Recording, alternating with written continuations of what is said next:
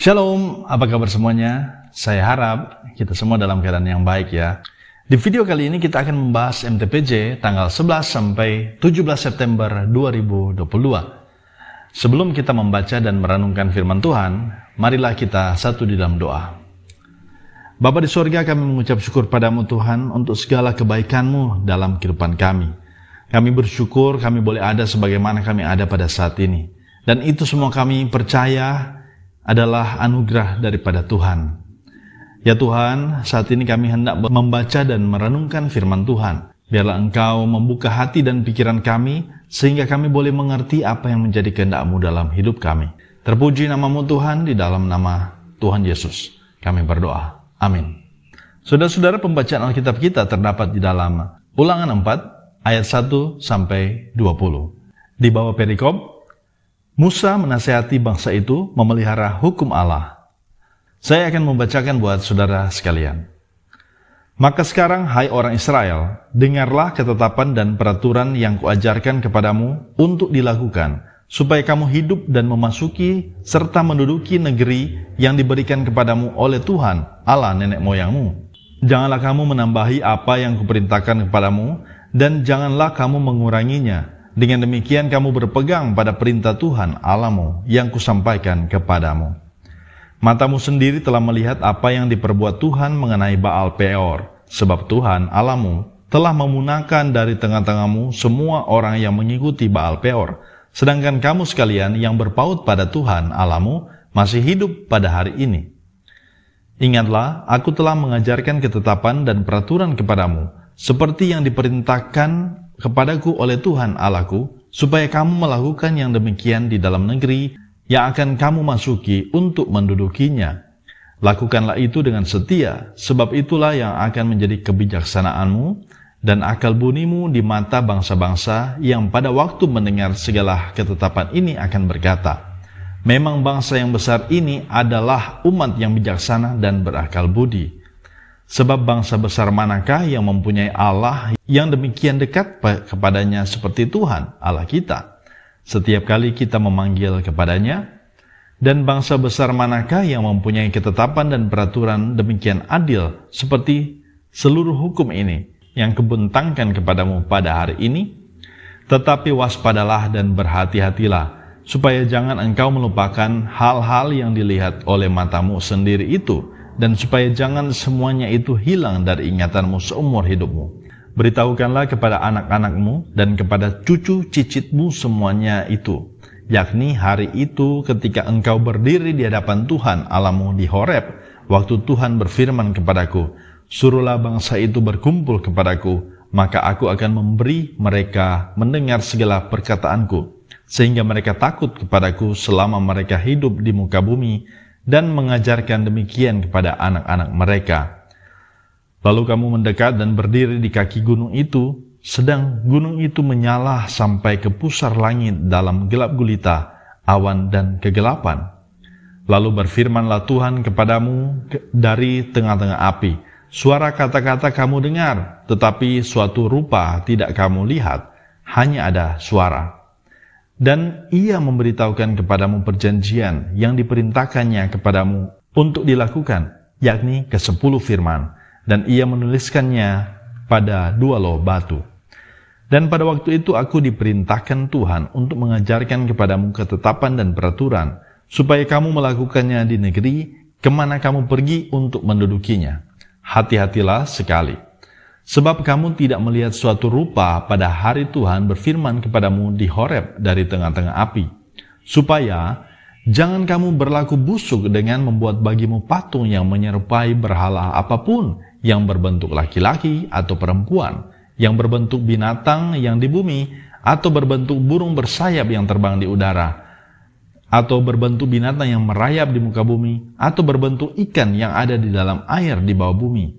Dan juga supaya jangan engkau mengarahkan matamu ke langit, sehingga apabila engkau melihat matahari, bulan dan bintang, segenap tentara langit, engkau disesatkan untuk sujud menyembah dan beribadah kepada sekaliannya itu, yang justru diberikan Tuhan Allahmu kepada segala bangsa di seluruh kolong langit sebagai bagian mereka.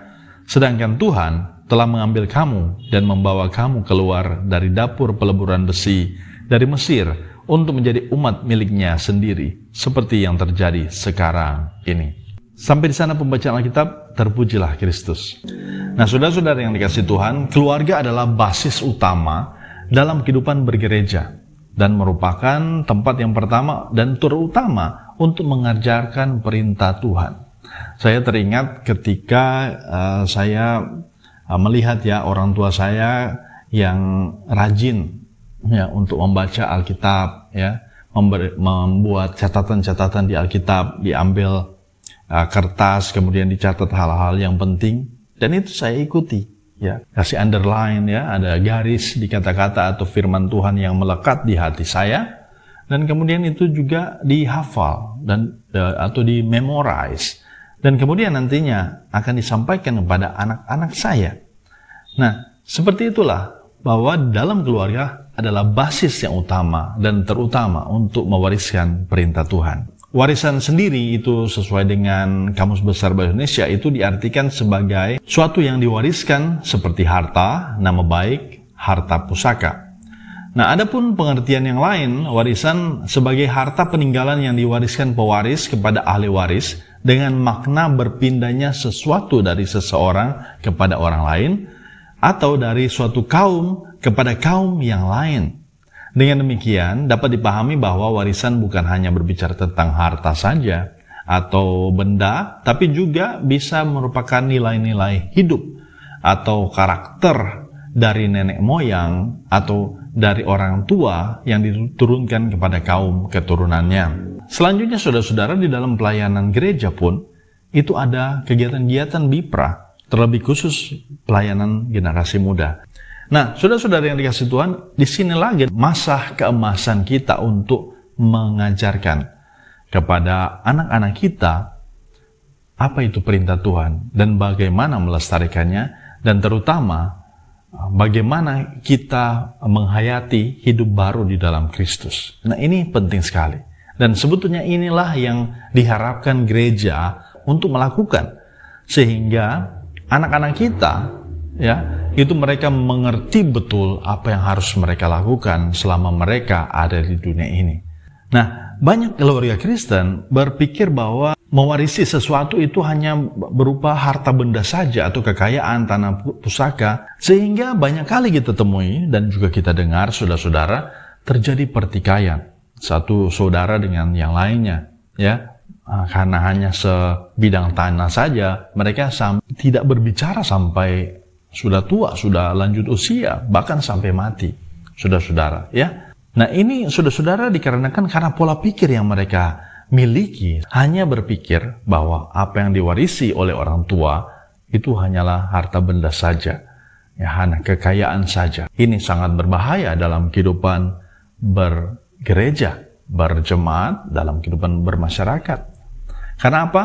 Karena yang namanya perselisihan dapat menjadi dendam, dan tidak sedikit orang yang mempunyai dendam itu saling menyakiti satu dengan yang lain, dan tidak sedikit juga yang sampai membunuh. Nah, saudara-saudara yang dikasihi Tuhan, perilaku hidup seperti ini sangatlah bertentangan dengan kehendak Tuhan dan tidak mencerminkan kehidupan seorang Kristen, seorang yang percaya. Karena itu sangatlah penting menanamkan nilai-nilai kekristenan sejak masih generasi muda, dan selanjutnya tentu saja memeliharanya. Atas dasar inilah maka MTPJ kali ini mengangkat tema wariskanlah perintah Tuhan kepada anak, cucu, cicit. Saudara-saudara yang dikasihi Tuhan, mari kita masuk dalam unsur pembahasan tematis.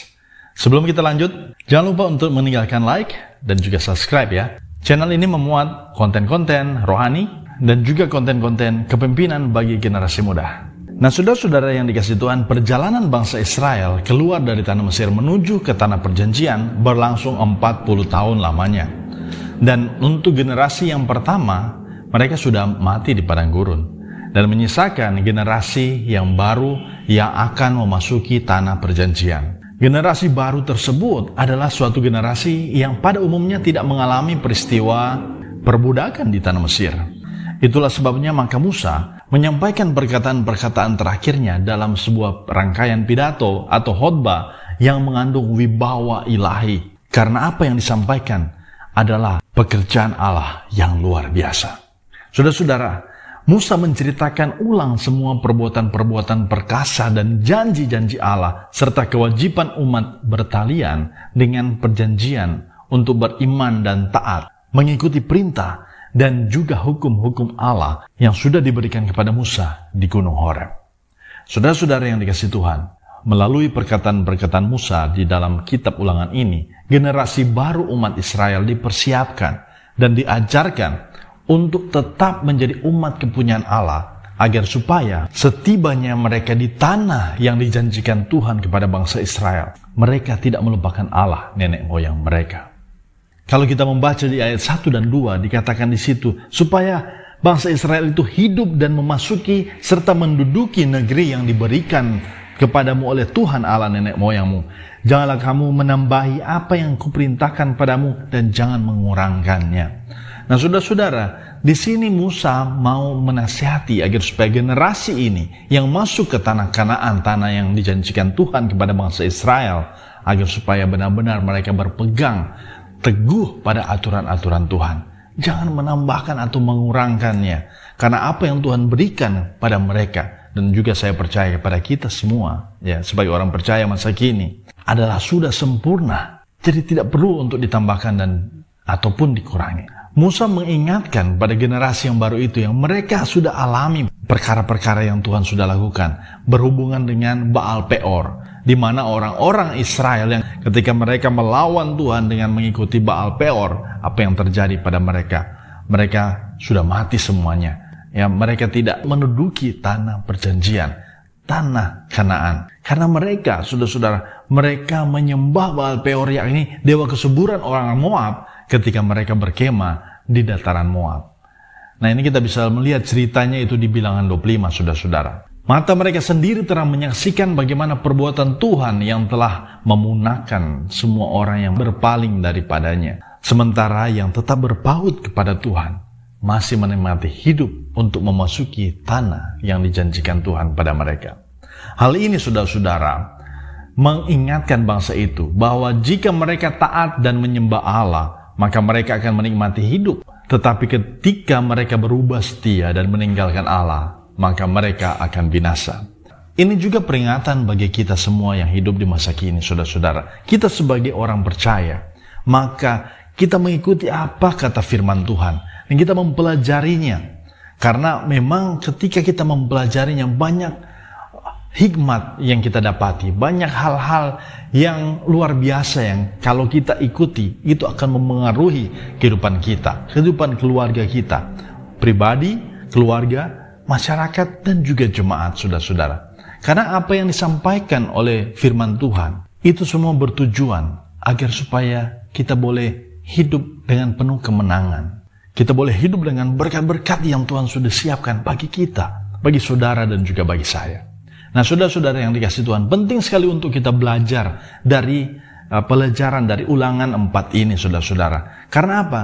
Sebagai bangsa pilihan Allah, umat Israel diingatkan untuk melakukan segenap perintah Allah.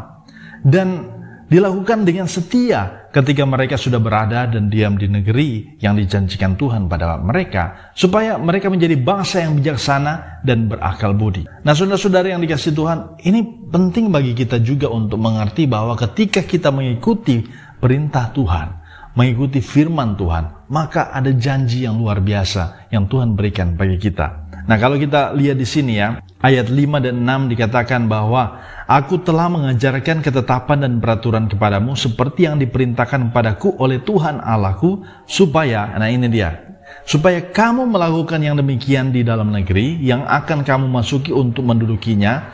Lakukanlah itu dengan setia, sebab itulah yang akan menjadi kebijaksanaanmu dan akal budimu di mata bangsa-bangsa yang pada waktu mendengar segala ketetapan ini akan berkata, memang bangsa yang besar ini adalah umat yang bijaksana dan berakal budi. Saudara-saudara, seseorang yang penuh dengan kebijaksanaan dan juga akal budi, itu pasti akan dilihat orang, saudara-saudara. Kita bisa melihat di dalam komunitas kita, di dalam jemaat kita, atau di dalam pekerjaan kita di kantor. Ada orang yang berakal budi, yang bijaksana, yang selalu dimintakan pendapatnya. Dan biasanya apa yang disampaikannya itu berguna dan bermanfaat. Dan bahkan itu menjadi jalan keluar ketika kita mendapati diri kita sudah tidak ada jalan keluar. Nah, saudara-saudara yang dikasihi Tuhan, kita meyakini sebagai orang percaya bahwa sumber kebijaksanaan dan juga akal budi itu adalah dari Tuhan semata. Seperti dalam pembacaan ayat 5 dan 6 ini ya, bahwa ketetapan dan peraturan-peraturan yang diajarkan oleh Tuhan melalui Musa kepada bangsa Israel itu menjadi kebijaksanaan dan juga akal budi.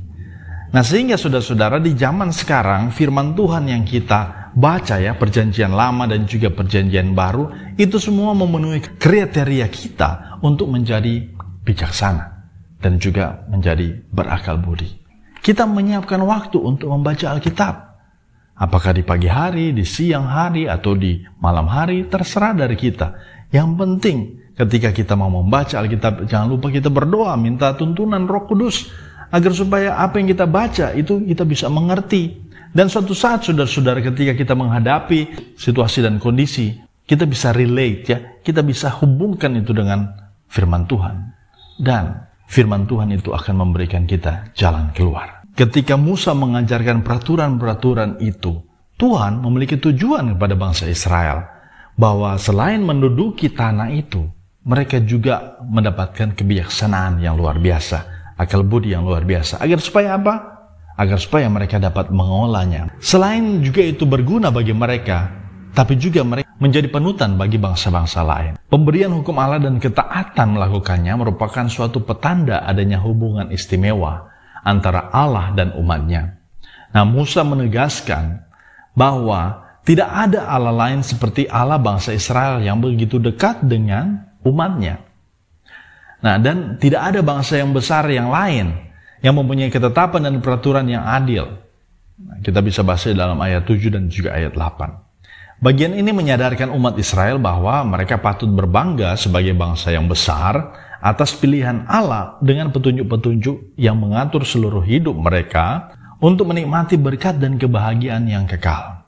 Sama seperti kita saudara-saudara di zaman sekarang, bahwa kita mempunyai tujuan ketika Tuhan menciptakan kita di dunia ini. Bahwa ketika kita mengikuti aturan-aturan dan juga firman Tuhan, maka kita mempunyai tujuan di mana kita mau bersekutu bersama-sama ya, di dalam persekutuan dengan Tuhan, kemudian di dalam persekutuan keluarga, di dalam persekutuan jemaat, dan kemudian kita bersaksi ya, lewat kehidupan kita, lewat tindak tanduk kita, apa yang kita ucapkan, ya, apa yang kita pikirkan. Apalagi di zaman sekarang saudara-saudara, ketika kita hidup dengan media sosial yang ada, semuanya kita punya tanggung jawab untuk memberikan firman Tuhan, untuk memberikan kesaksian yang berguna dan bermanfaat. Ya, banyak yang terjadi sekarang ini kalau kita membuka media sosial ya, banyak maki-makian ya, banyak orang-orang yang mengungkapkan perasaannya, mungkin dia lagi bertikai ya, bertengkar dengan suaminya, ya dia masukkan dalam media sosialnya ya, atau bertengkar dengan istrinya, kemudian dia mengetik hal-hal yang ya seharusnya tidak perlu untuk disebarluaskan. Karena saudara-saudara, saya mau ingatkan pada saudara-saudara dan juga ingatkan pada saya ya, bahwa ketika kita posting itu di media sosial, maka itu akan menjadi ranah umum, menjadi milik dari semua orang. Semua orang bisa melihat. Dan ketika saudara-saudara memposting satu kali saja dan kemudian saudara-saudara merubah pikiran saudara, mau tarik kembali, walaupun saudara-saudara menghapus file itu atau apapun itu yang ada di media sosial, maka itu terus akan ada di sana.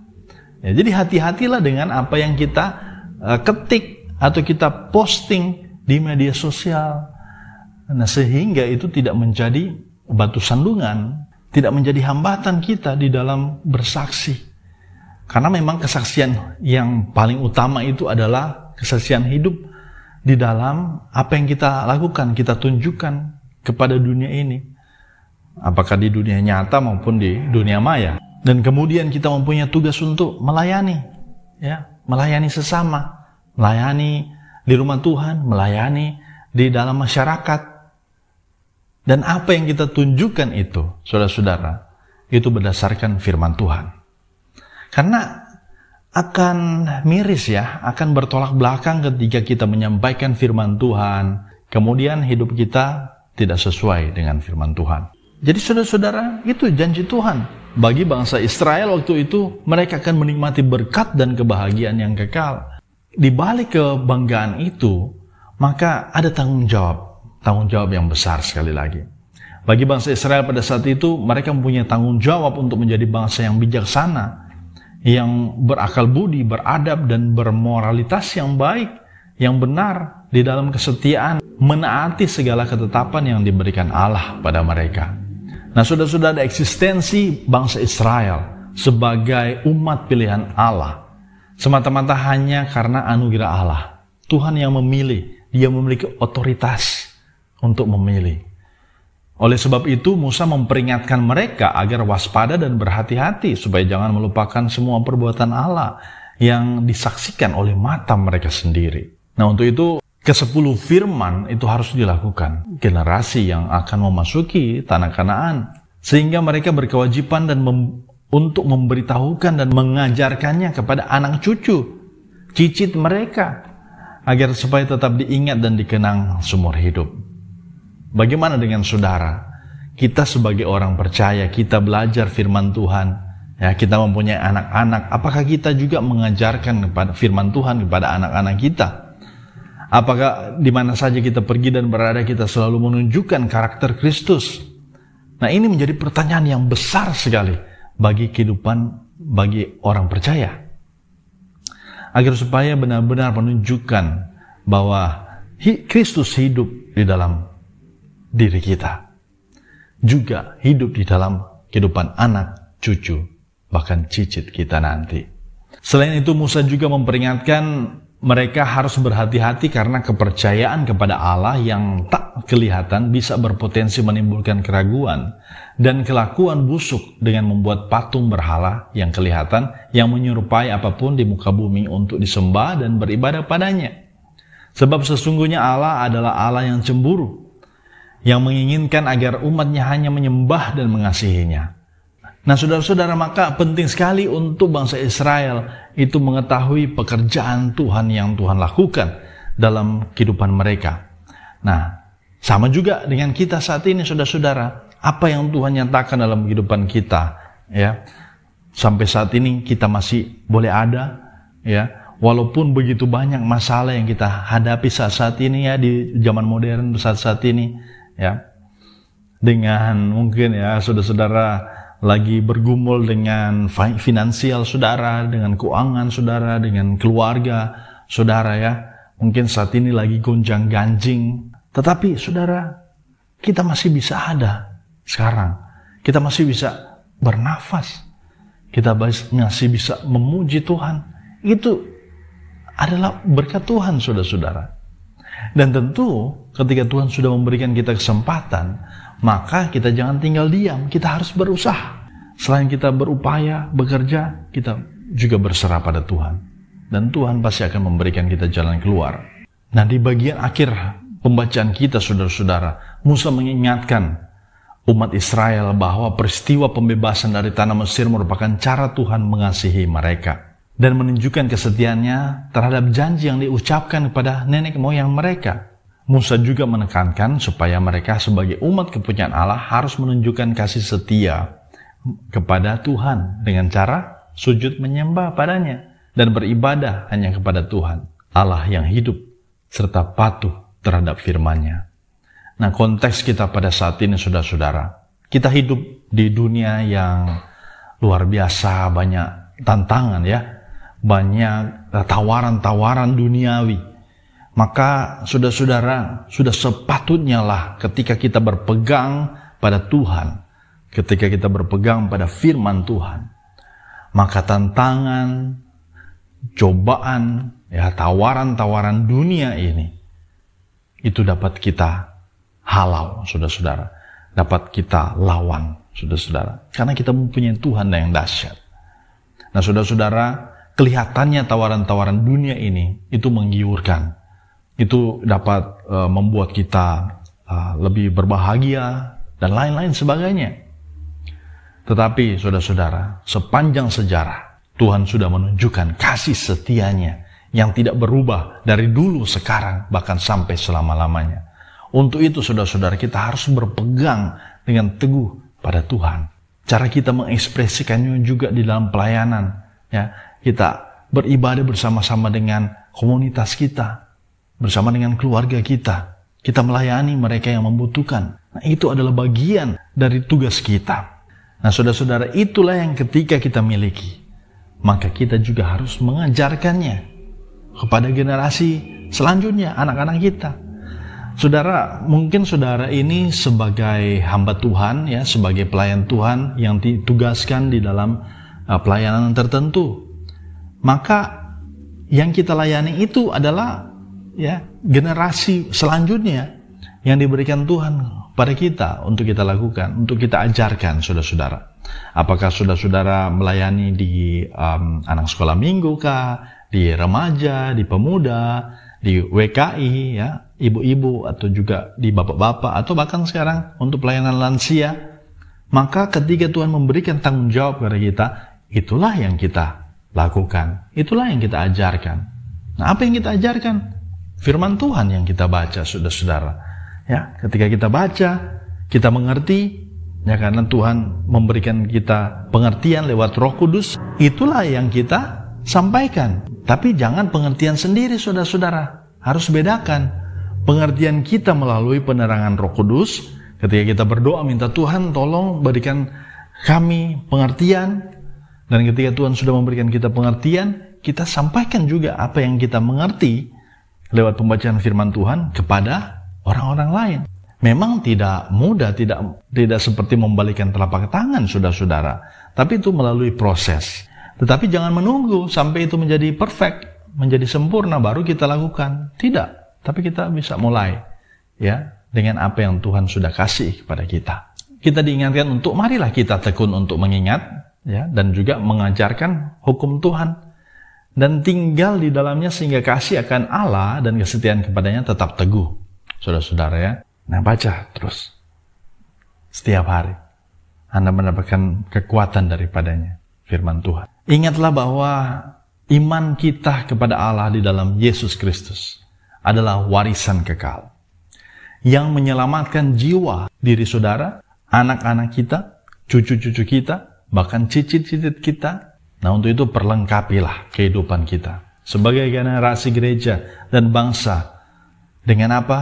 Dengan bekal firman Tuhan dan dengan keterampilan apa yang kita miliki. Pengertian-pengertian di segala macam bidang, apakah di bidang ekonomi, di bidang kesehatan, di bidang sosial, budaya, dan lain-lain sebagainya. Sehingga kita dan juga generasi selanjutnya akan terus berakar, bertumbuh, dan berbuah bagi Kristus.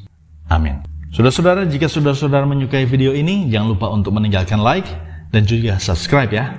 Tuhan Yesus memberkati. Sampai jumpa di video-video yang lain. Bye.